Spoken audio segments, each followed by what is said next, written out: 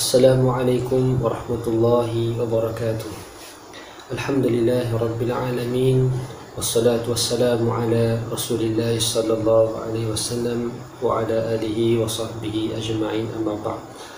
Alhamdulillah, pertama dan selama kita panjatkan kesyukuran kepada Allah Subhanahu wa taala di atas nikmat iman dan Islam. Dan alhamdulillah, pada hari ini kita bersua kembali untuk membicarakan hadis 40 hadis peristiwa akhir zaman.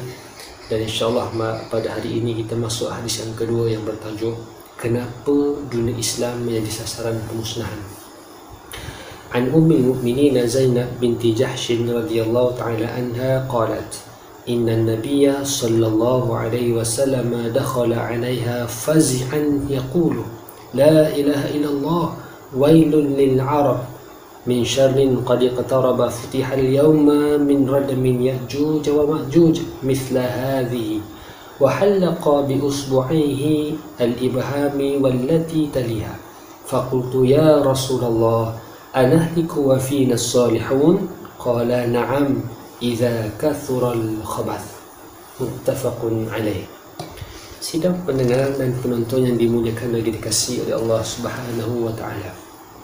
Mafhum hadis daripada Ummul Mukminin Zainab binti Jahshin, yakni isteri Rasulullah sallallahu alaihi wasallam, beliau berkata, pada satu hari Rasulullah sallallahu alaihi wasallam masuk ke dalam rumahnya dengan keadaan cemas sambil bersabda, La ilaha illallah, celaka dan binasa bagi bangsa Arab dari kejahatan malapetaka yang sudah hampir menimpa mereka.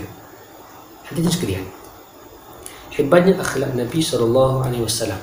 Walaupun dalam keadaan cemas, pulang ke dalam rumah, bertemu dengan isterinya, ungkapan yang pertama yang keluar daripada mulut Nabi SAW ialah La ilaha illallah. Kita lihat bagaimana hebatnya akhlak yang ditarbiah dan dipimpin oleh Allah Subhanahu wa taala, yang menunjukkan kepada kita umat Nabi Muhammad SAW ini. Kita tuan-tuan, kalau kita dalam keadaan cemas, kita akan sebut, oh pucun mak engkau, apa-apa bahasa yang terkeluar nak tunjukkan kepada kita ni jauhnya kita ini dengan pegangan agama. Andai katalah kalau kita dekat dengan Islam, insya-Allah ucapan-ucapan walaupun dalam keadaan kita cemas, khawatir, risau, bimbang dan seumpamanya akan disandarkan dengan zikrullah seumpama Nabi Muhammad sallallahu alaihi wasallam.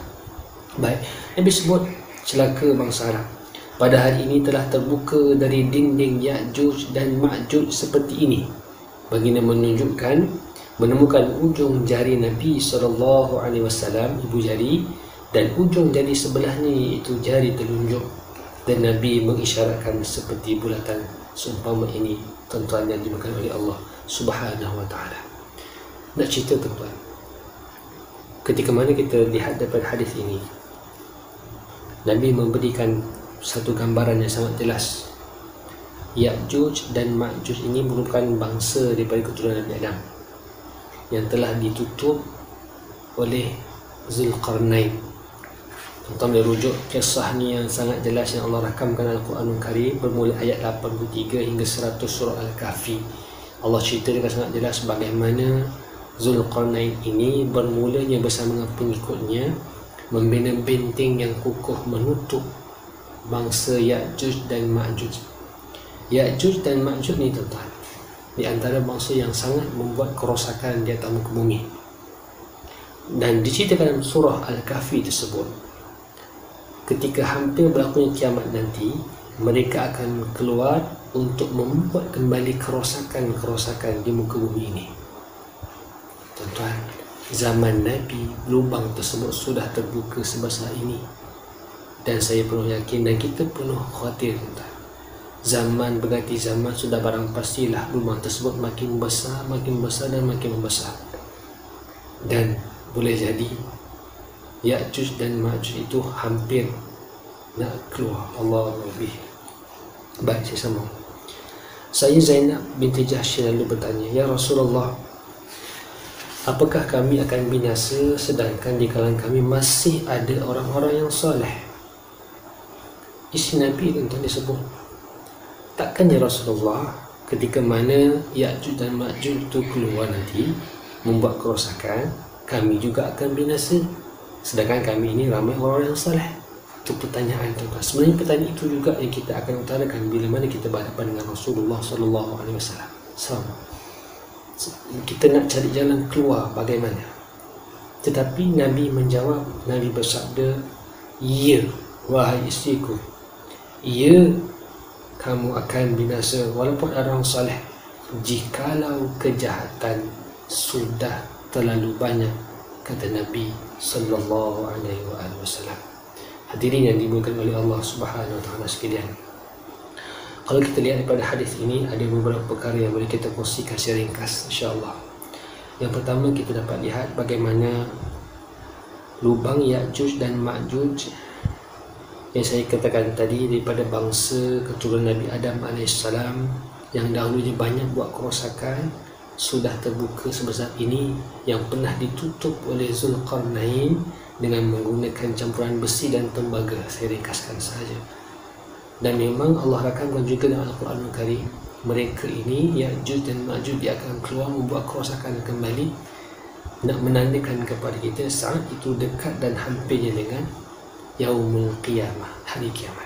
Sebab tu hadis kita baca ini hadis muttafaqun alaih. Saat Ya'juj dan Ma'juj keluar, maka bersiap sedialah kita untuk berhadapan dan bertemu dengan hari kiamat. Yang kedua, masyarakat dia akan binasa. Walaupun Nabi menggunakan istilah celakalah bangsa Arab, bukan nak sebut orang Arab saja yang akan celaka. Nak cerita ketika itu Nabi SAW dilahirkan daripada bangsa Arab. Nabi menggunakan bahasa Arab tunjukkan kepada kita adalah akan binasa juga umat-umat yang lain, bangsa-bangsa yang lain. Kita pada Nabi Muhammad SAW kita juga akan terkena tempiasnya.